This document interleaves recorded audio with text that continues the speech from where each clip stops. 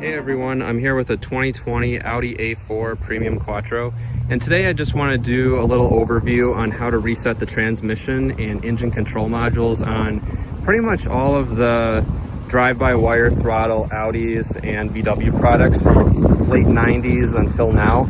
It's actually a really simple process, and I just want to go over how that works. So we'll step inside the car in order to do this.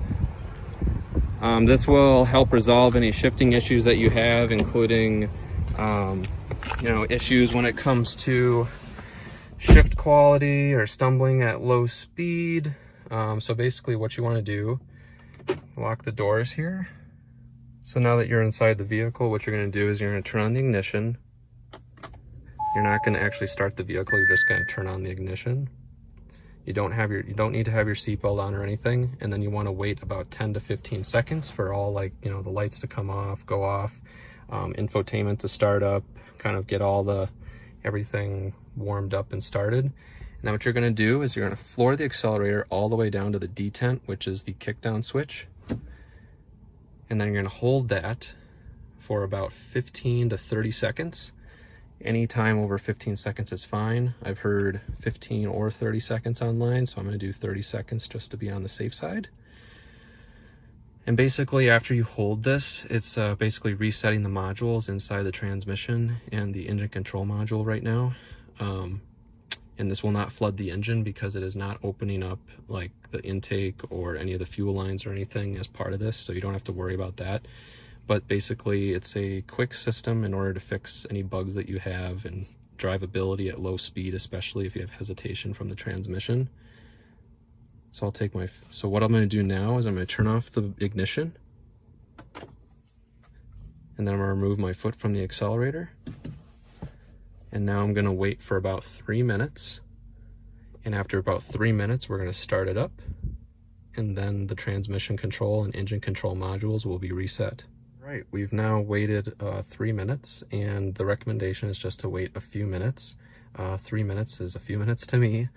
So now what we're going to do is just start up the vehicle, without turning on the ignition first. Just press your foot on the brake and press the ignition. And then it'll restart, which is good. And now the engine control module and transmission control module have gone to their factory default settings. And now it'll do a relearn process on how you drive. So now that you've restarted the car, the modules are reset, now you just want to take it for a couple mile drive, or at least 10 to 15 minutes, and drive how you normally would and how you want the transmission to learn your driving behavior. So if you normally drive slow, drive slow. If you normally drive fairly aggressive, drive fairly aggressive. That will keep the transmission and engine control modules programmed to learn your driving style, and it'll drive the way that you want it to. So I'd highly recommend doing this before you're bringing this into a dealership or another service shop to get a transmission fix, or if you have a weird idling issue with the engine, or any hesitation at low speeds or shift quality problems. That's what I would recommend doing.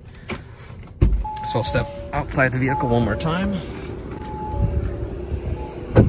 And it's a really hot day, so the fan's going with the AC on, so that's normal for the fan to be making that noise. So your car will probably do the same if it's hot outside, even after this module update and reset.